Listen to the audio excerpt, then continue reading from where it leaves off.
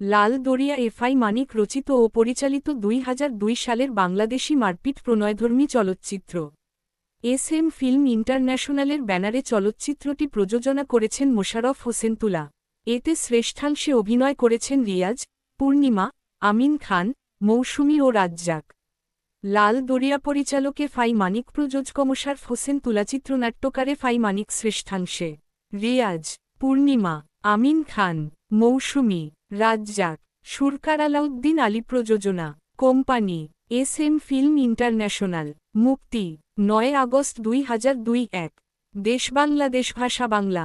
চলচ্চিত্রটি ২০০২ সালের ৯ই আগস্ট মুক্তি পায়। এটি ২৭তম জাতীয় চলচ্চিত্র পুরস্কারে ৩টি সঙ্গীত বিভাগে ২ এবং ২৪তম বাচসাস পুরস্কারের একটি বিভাগে পুরস্কার অর্জন করেন।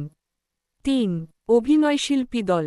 সম্পাদনা রিয়াজ, সাগর, পূর্ণিমা, আয়না, আমিন খান, দরিয়া, শিমুল, মৌসুমী, রানু, রাজ্জাক, দরিয়ার বাবা, আনোয়ার হোসেন, ডাক্তার রশিদ, খলিল, নাসির, সৌদাগর, প্রবীর মিত্র, মজিদ, সাগরের বাবা, আনোয়ারা, সাগরের মা, সাদেক, বাচ্চু, তোফাজ্জল, মিজু আহমেদ, মাফিয়া, নাসির খান, রমজান, কাবিলা, আব্দুল্লাহ।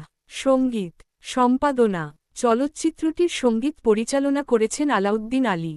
গীত রচনা করেছেন গাজী মাজহারুল আনোয়ার। গানে কণ্ঠ দিয়েছেন কনকচাপা, মনির খান ও বিপ্লব। গানের তালিকা। সম্পাদনা নং। শিরোনাম কণ্ঠশিল্পী গণ, দৈর্ঘ্য ১। আমার জন্ম তোমার জন্য, বিপ্লব ও কনকচাপা ৫, ১৪২। বুকের ভেতরে প্রেমের ঘণ্টা, কনকচাপা ৪, ১৮৩। সে আমার ভালোবাসার আয়না, মনির খান ৪, ৪২৪। কতটুকু দুঃখ পেলে, মনির খান, সামিনা চৌধুরী ৪, ৩৩৫। দুই নয়নে দেখে তোমায়, কনকচাপা ও মনির খান। ভোর ৫টা বেজে ৫ মিনিট। পুরস্কার ও মনোনয়ন।